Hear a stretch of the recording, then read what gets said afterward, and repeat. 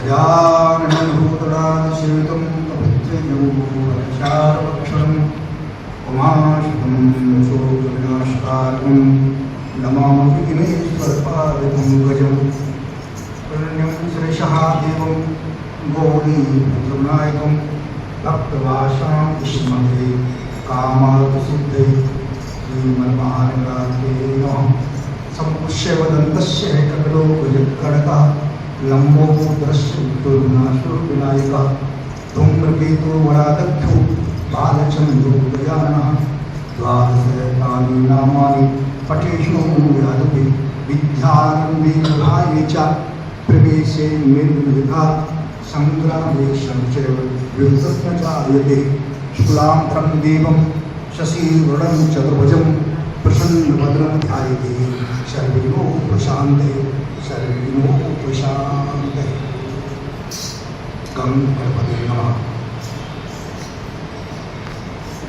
कोई भी श्लोकार करने से पूर्व श्री गणेश एक प्रारंभ शब्द है। किसी चीज का प्रारंभ होना, उत्पत्ति होना, वो क्या है? श्री गणेश। श्री गणेश की उत्पत्ति कैसे है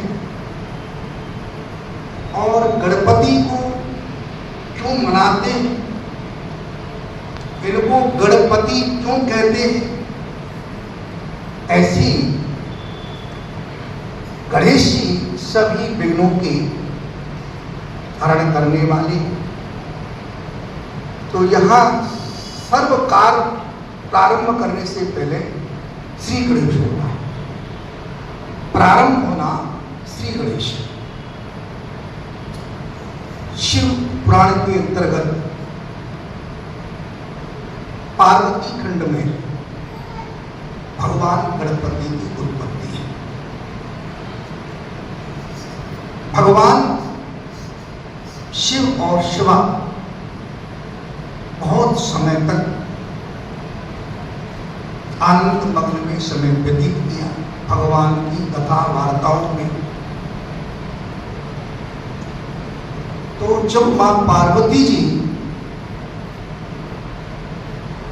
कोई भी कार्य करने के लिए घर में रहती, तो जैसे स्नान आदि करना, तो कोई ना कोई बीच में आकर के उपस्थित हो जाता। तो पार्वती जी की सखियों ने कहा कि हे पार्वती जी, हम आपकी कब तक रक्षा करें? जब आप कोई स्नान आदि करती होती तो कोई ना कोई आपको बुलाने के लिए या कोई ना कोई आ जाता है, इसलिए आप अपनी सुरक्षा के लिए कोई व्यवस्था करें। तो भगवान शिव की भी कृपा थी, भगवान शिव की भी लीला है और मां पार्वती की भी लीला है। शिव और शिवा दोनों एक ही हैं। भगवान शिव वहां नहीं थे, मां पार्वती जी पीछे से स्नान कर रहे और स्नान करते समय जो उनके शरीर से जो मल निकला, उस मल से एक पुत्र उत्पन्न हुआ और तुरंत ही मां के चरणों में नमस्कार किया, बोला मां मेरे लिए क्या आज्ञा है? पार्वती जी ने कहा बेटा, मैं स्नान आदि करती हूं घर में, तो कोई न कोई आ जाता है, इसलिए आप एक छड़ी लीजिए और दरवाजे पर बैठ जाइए, आप किसी को अंदर नहीं लाते। गणेश जी पहरा लेकर के दरवाजे पर बैठ गए। संयोगवश भगवान शिव का आगमन हुआ। भगवान शिव का आगमन हुआ, शिव को गणपति ने नहीं जाने दिया, अंदर प्रवेश नहीं कर पाए। भगवान शिव के गण भी उनके साथ आए, नंदी आदि, कीर्तिमुखी, वीरभद्र अनेक थे, सबके साथ युद्ध किया, सबको परास्त गणेश जी ने किया। भगवान स्वयं गणपति के साथ में, गणेश जी के साथ में युद्ध करने लगे। युद्ध इतना घमासान हुआ कि सभी उनके भगवान शिव के गणते परास्त हुए। भगवान शिव ने उन गणपति पर प्रहार किया, जिस प्रहार से गणपति का, गणेश का सिर अलग। ये बात मां पार्वती जी को जब ज्ञात हुई कि मेरे पुत्र को किसने मार दिया, तो मां पार्वती जी अनेक शक्तियों के रूप में उत्पन्न हुई और भगवान शिव की शक्ति और मां शिवा की शक्तियों में आपस में परस्पर युद्ध हुआ। सारे ब्रह्मांड में खलबली मच गई। इस शक्ति से कौन पराजित हो सकता है? स्वयं शक्ति ने अपनी शक्तियों को उत्पन्न कर दिया। भगवान शिव की शरण में, मां पार्वती की शरण में सभी देवता लोग गए। मां आप आपस में दोनों ऐसा परस्पर युद्ध करेंगे तो इस संसार का, ब्रह्मांड का क्या होगा? आप शांत हो। तो उन्होंने एक ही शर्त रखी, जो मेरे पुत्र को जीवित करे और मेरे पुत्र की सर्वप्रथम पूजा में अग्रण गिनती हो तो मैं शांत हो सकती। मां पार्वती जी ने और देवताओं को वचन दिया, आप जाइए और सबसे पहले जिस जीव का आपको मिल जाए उसका सिर ला करके और उस बच्चे पर लगाएं। यही बात शिव ने भी कही कि आप जाएं। जल लेने के लिए जाते हैं, रास्ते में एक जो हाथी था, उसका जो शावक था उनके पास था और उसके सिर को ला करके और जो गणपति का जो सिर था उस जगह पर वहां पर स्थापित किया। गणपति रूप में उत्पन्न हुए, गणेश जी की जय जयकार होने लगी और गणपति के रूप में पूजे गए। गणेश जी की उत्पत्ति भगवान शिव और शिवा की शक्ति से उत्पन्न हुई और ऐसा वरदान सभी देवताओं ने, भगवान शिव ने स्वयं पुत्र रूप में उनको प्राप्त किया, मान्यता दी और सभी देवताओं में पूज्य माना। सबसे प्रथम हमारे यहाँ जितने भी पूजा पद्धति करते हैं ब्राह्मण आचार्य लोग, तो गणपति को सर्वप्रथम पूजन करते हैं, जिसमें यजुर्वेद में भी गणपति का पूजन। हरि ओम गणानां त्वा गणपतगुं गभामहे प्रिययाणां त्वा प्रियपतगुं गभामहे निधिनां त्वा निधपतगुं गभामहे वसोमं आहम जानि गर्वधम्मा तुम जासि गर्वधम्मा। ओम हरि ओम गणानां त्वा, गणपति जो गण है, जो समूह है, जो देवताओं के जो पति है, गणानां त्वा गणपति, जो समूह के जो मालिक है उनका नाम गणपति है। जितने देवता हैं उन देवताओं के, उन गणों के जो पति हैं उनका नाम गणपति है। वो परब्रह्म परमात्मा है। देवताओं का समूह, मनुष्यों का समूह, ये सब गण माने समूह। जो समूहों के, जो देवताओं के जो मालिक हैं उनका नाम गणपति है। गणानां त्वा गणपति, जो गणों के जो मालिक हैं वो गणपति हैं। प्रियाणां त्वा प्रियपत, और प्रियों के भी प्रियपति है, सबको अधिक प्रिय है। बगैर इनके प्रिय होने पर कोई कार्य नहीं हो सकता है। जब ये प्रिय रहेंगे, ये प्रसन्न रहेंगे, तभी हमारा कार्य सफल होगा। इसलिए गणानां त्वा गणपतिगुं गवामहे, प्रिययाणां त्वा प्रियपतिगुं गवामहे। प्रियों के भी प्रिय श्री गणपति, निधिनां त्वा निधिपतिगुं गवामहे। और निधि माने संपत्ति, धन, वैभव, उन निधियों के, अष्ट सिद्धियों के भी ये निधिपति हैं, ये संपत्तियों के दाता हैं, निधिपति हैं। ऐसे ये गणपति हैं। इसलिए गणपति का, क्योंकि परमात्मा कभी गणपति रूप में, वैसे गणपति एक ब्रह्म का स्वरूप है। अथर्ववेद में वर्णन दिया है कि नमस्ते गणपते त्वमेव प्रत्यक्षं तत्त्वमसि, त्वमेव केवलं कर्तासि, त्वमेव केवलं धर्तासि, तुम केवलं धर्तासि, त्वमेव सर्वं खल्विदं ब्रह्मस्ति। तुम ही सब कुछ हो, आप ही प्रत्यक्ष हैं, आप ही अप्रत्यक्ष हैं, आप ही करता है, आप ही धरता है, आप ही पालन करता है, आप ही संहार करता है, आप ही खल्विदं, आप ही सर्वब्रह्म परमात्मा है। ऐसे वो गणपति हैं। ऐसे हम उस गणपति का पूजन करते हैं जो सभी देवताओं के जो मालिक हैं। उस परब्रह्म परमात्मा की हम गणपति रूप में पूजन करते हैं। ऐसा प्रसंग भगवान शिव पार्वती के विवाह पर प्रश्न उत्पन्न हुआ, और तुलसीदास ने भी, गोस्वामी ने भी मानचित्र में लिखा हुआ। वहां पर प्रश्न उत्पन्न हुआ, शिव पार्वती के विवाह में भी गणपति का पूजन हुआ। प्रश्न क्या, दोनों पत्नी है और उनका पुत्र गणपति है, उसका पूजन कैसे किया?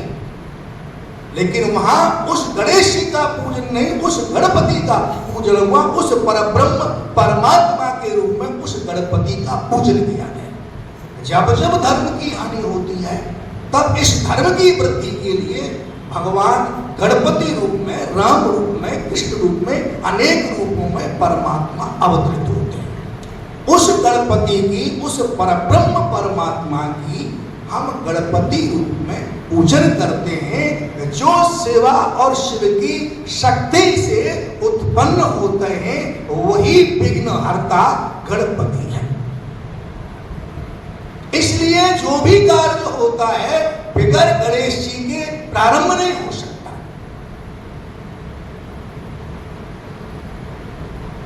भगवान शिव का और त्रिपुरासुर का युद्ध हुआ शिव पुराण के अंतर्गत, और सभी देवताओं ने अपनी अपनी शक्ति के अनुसार भगवान शिव को अस्त्र शस्त्र दिए गए। लेकिन वो त्रिपुरासुर जो था, वो भगवान शिव के द्वारा ही उसकी मृत्यु थी, और उसको कोई नहीं मार सकता था। लेकिन उसके जो 3 पुत्र थे, तीनों भाइयों के लोगों का, एक स्वर्ण का और एक चांदी का, ऐसे करके 3 पुत्र थे। जब 3 पुत्र एक सीध में अवजित मुहूर्त में होंगे, तभी वो भगवान शिव के द्वारा उनकी मृत्यु निश्चित है। तो उस समय पर भी वर्णन दिया शिव पुराण में, वहां गणपति का पूजन नहीं किया। बार बार फिर उत्पन्न होने लगा, उनके पैर में खुजली मचने लगी भगवान शिव के में। तब वहां इशारा हुआ, आप गणपति का पूजन करो, तब आप इस त्रिपुरासुर को मार सकते हैं। इसलिए जितने भी शुभ कार्य, जितने भी कार्य हैं, उन सब में गणपति का पूजन प्रधान है। हम गणपति का पूजन सर्वश्रेष्ठ, सर्वाधिक में वेद व्यास जी महाराज भी श्रीमद् भागवत को लिखने के लिए, वेद व्यास जी महाराज भी वेदों को लिखने के लिए गणपति का पूजन करते हैं। और वहां पर गणपति केवल लेखक के रूप में है। वेद व्यास जी महाराज ने वेदों का विस्तार किया, कृष्ण द्वैपायन वैसा नाम है उनका। जब वेदों का विस्तार किया इसलिए उनका नाम व्यास जी महाराज हुआ। वैसे पाराशर जी के पुत्र हैं व्यास, शक्ति के पौत्र हैं, शक्ति के पुत्र पाराशर जी हैं और पाराशर जी के पुत्र श्री व्यास जी महाराज हैं। कृष्ण द्वैपायन जिनका नाम है और वेदों का विस्तार करने से इनका नाम वेद व्यास जी हुआ। तो व्यास जी महाराज ने श्रीमद् भागवत का जब लिखना प्रारंभ किया तो गणेश जी का स्मरण किया गया। गणेश जी वहां पर लेखक हैं और वेद व्यास जी महाराज केवल एक दार्शनिक हैं। वो एक मनोशक्ति के द्वारा, जैसे हम आज से मोबाइल से बात करते हैं और माँ का चित्र यहाँ देखते हैं, ऐसे ही ध्यान अवस्था में वेद व्यास जी महाराज ने सबरी घटनाओं को देखा, सबरी कथाओं को, लीलाओं को देखा और वो बोलते गए और गणेश जी महाराज लिखते गए, उनको बंधित करते गए। तो वेद व्यास जी महाराज के द्वारा वेदों का लिखना भी गणेश जी के द्वारा ही है। वही गणपति उस ब्रह्म के रूप में, लेखक के रूप में उपस्थित होते हैं और यहाँ पर धर्म का प्रचार करते हैं, संस्कृति का प्रचार करते हैं। इसलिए इन वेदों की मान्यता है, क्योंकि वेद व्यास जी भगवान भी विष्णु भगवान के अंशा अवतार हैं और गणपति भी ब्रह्म के अवतार हैं। इसलिए इन सब चीजों को धर्म के प्रचार के लिए, इस संसार के, इस सृष्टि के पालन के लिए इन सभी रूपों का अवतार होता है। कहीं निराकार है तो कहीं साकार है, निराकार है तो साकार है। भगवान ने दो रूप दिए, एक निराकार है, एक साकार है। आप निराकार का ध्यान नहीं कर सकते, आप साकार रूप में जाना पड़ेगा। अब निराकार रूप में आप देखेंगे तो भगवान शिव की ज्योतिर्लिंग है, वो भगवान का निराकार रूप है वेद में। गणपति का आप निराकार रूप देखेंगे तो स्वास्तिक के रूप में गणपति का निराकार रूप है। आप स्वास्तिक देखेंगे वो क्या है, भगवान का, गणपति का निराकार स्वरूप है। जैसे स्वास्तिक बनेगा सब कह देंगे ये गणेश जी है। और उस स्वास्तिक में आपकी बिंदी भी है, चंद्र बिंदी भी है लगे हुए, वो ही उनकी रिद्धि सिद्धि शुभ लाभ सब परिवार के सहित गणपति विराजमान होते हैं। स्वास्तिक केवल एक पूर्ण है, पूर्ण पूजा पद्धति है। अगर आप कुछ नहीं करेंगे तब भी आप केवल स्वास्तिक बना करके सभी देवताओं का पूजन कर सकते हैं, जिसमें त्वमेव सर्वम खलमिदं ब्रह्मसि, ब्रह्म का स्वरूप है। उस ब्रह्म में सब समायते। गणनान्त्वा गणपतिगुं नमामहे, प्रियाणान्त्वा प्रियपतिगुं नमामहे, निधिनान्त्वा निधिपतिगुं नमामहे, वसो मम आहमजानि गर्भं मातुम जासि गर्भधं महा। जो गर्भ भी है और अगर भी है, जो गर्भ भी है और अगर भी है, वो निराकार है, बगैर गर्भ के उत्पन्न हुआ है, ऐसा वो गणपति है। वो किसी गर्भ से उत्पन्न नहीं हुआ, केवल एक स्नान के मल के द्वारा उत्पन्न हुआ। तो अगर्भ है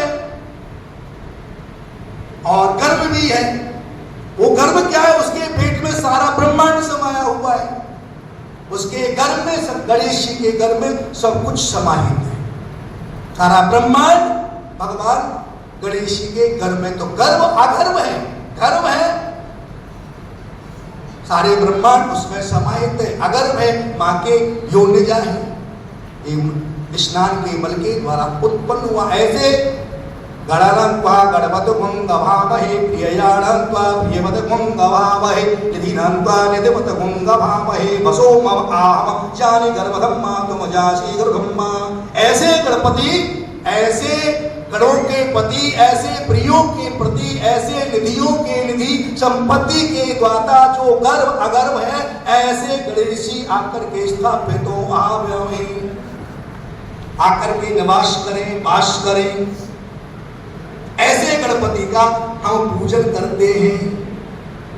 और ऐसे गणेश जी ही ऐसे मात्र पितृ भक्त है जो गणपति के मुकाबले कोई नहीं है। भगवान इस संसार में गणपति की मात्र पितृ भक्ति के बराबर कोई नहीं है। जितने गणपति इतने मात्र पितृ भक्त थे। गणेश जी और कार्तिकेय जी दो पुत्र हैं भगवान शिव पार्वती के। कार्तिकेय जी भगवान शंकर जी से शक्ति से उत्पन्न है। उनका तेज 6 कृतिकाओं में फैल गया,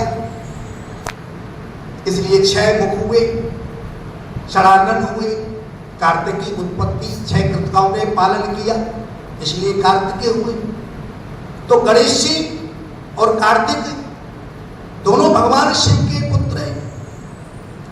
लेकिन परम भक्त, प्रिय भक्त, मात्र पितृ भक्त गणपति, गणेश जी ने विवाह के लिए मां से प्रस्ताव रखा, माता पिता से, कि हमारा विवाह करें। कार्तिकेय जी बोले हमारा विवाह करें। अब किसका विवाह करें? कार्तिकेय जी बड़े हैं, गणेश जी छोटे हैं, किसका विवाह किया जाए पहले? तो भगवान शिव पार्वती ने एक शर्त रखी कि जो सबसे प्रथम इस पृथ्वी की परिक्रमा करके जो आएगा उसी का विवाह सबसे पहले किया जाए। अब तो गणेश जी और कार्तिकेय जी, कार्तिकेय सोच लेंगे मेरे पास मयूर है, मैं उस बैठ करके इस पर सारी पृथ्वी की परिक्रमा करके इससे पहले आ जाऊंगा, मेरा विवाह से पहले हो जाएगा। अब गणेश जी सोचने लगे मैं तो स्थूलधारी हूं। गणपति के आध्यात्मिक और भी अर्थ निकलते हैं, जिनका पेट बड़ा है, जिनकी लंबी सूंड है, दो दांत क्यों है, उनका एक दांत टूटा क्यों है, मूसे की सवारी क्यों है, ऐसे इसमें कई प्रश्न उत्पन्न होते हैं, बहुत लंबा विषय हो जाता है। तो यहाँ पर भगवान गणेश जी सोचने लगे, क्योंकि बुद्धि के दाता है, विवेकता उनके पास में, बोला मेरा स्थूल शरीर है और वो भी मेरी मूसी की सवारी है, मैं इसको कैसे लेकर के इस पृथ्वी की परिक्रमा कर सकता हूँ।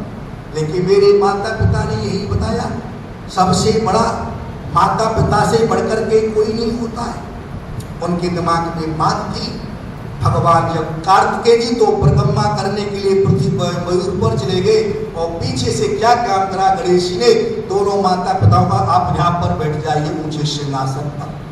भगवान शिव पार्वती को दोनों पर ऊंचे पर बैठाया, उनका पूजन किया, उनके पैर छुए और पैर छूने के बाद में परिक्रमा करी और हाथ जोड़ करके खड़े हो गए। बोले माता पिता मेरा विवाह कीजिए, मेरी परिक्रमा पूर्ण हुई। अरे गणेश जी आपकी परिक्रमा कैसे पूर्ण हुई? बोल आपने तो कहा था कि माता पिता सबसे बड़े हैं, माता पिता से बढ़कर के कोई नहीं है, माता ही पृथ्वी है, पिता ही आकाश है, मां पार्वती पृथ्वी रूप में है, आप स्वयं शिव आकाश रूप में है। ऐसे जब गणपति ने उनका प्रश्न उनको ही वापस कर दिया तो समझे तुम बहुत बुद्धिमान हो, आपकी बात सत्य है। भगवान शिव को आकाश रूप में मान लिया, मां पार्वती को पृथ्वी रूप मान करके उनकी दोनों परिक्रमा कर ली और मात्र पितृ भक्त हो गई। धन्य गणपति, तेरा विवाह पहले किया जाएगा। और गणपति का विवाह एक पत्नी ही दो पत्नी, उनकी रिद्धि सिद्धियों का साथ एक साथ विवाह गणपति का हुआ। दो पत्नी आई और उनके फिर एक पुत्र शुभ और क्षेम, उनके एक पुत्र हुए। फिर उनके भी विवाह रिद्धि सिद्धि आई, उनकी भी अष्ट सिद्धियां आई। इसलिए गणपति का जो परिवार है, निधिदाता, निधि नानका निधिपति गुण भामहे, जो निधियों का भी निधि दाता है, जो मालिक है, वो निधिपति, वो गणपति हैं, तो वो स्वयं निधि है और अष्ट सिद्धियां, रिद्धि सिद्धि सब कुछ उसका परमार है। अगर ऐसे गणपति का हमने पूजन कर लिया तो हमको सब कुछ प्राप्ति हो जाती है। बोल गणेश जी महाराज की आना प्रभु जी चले आना, कभी राम बन के कभी श्याम बन के चले आना प्रभु जी चले, कभी राम बन के कभी श्याम बन के चले आना प्रभु जी चले आना। तुम गणपति रूप में आना, तुम गणपति रूप में आना, साथ लेके साथ लेके सिद्धि हाथ लेके चले आना प्रभु जी चले आना, कभी राम बन के कभी श्याम बन के चले आना प्रभु जी चले आना। श्री महाराज की जय। बहुत बहुत मंगल में, गणेश चतुर्थी सबके लिए मंगल में हो, सबके लिए शुभ।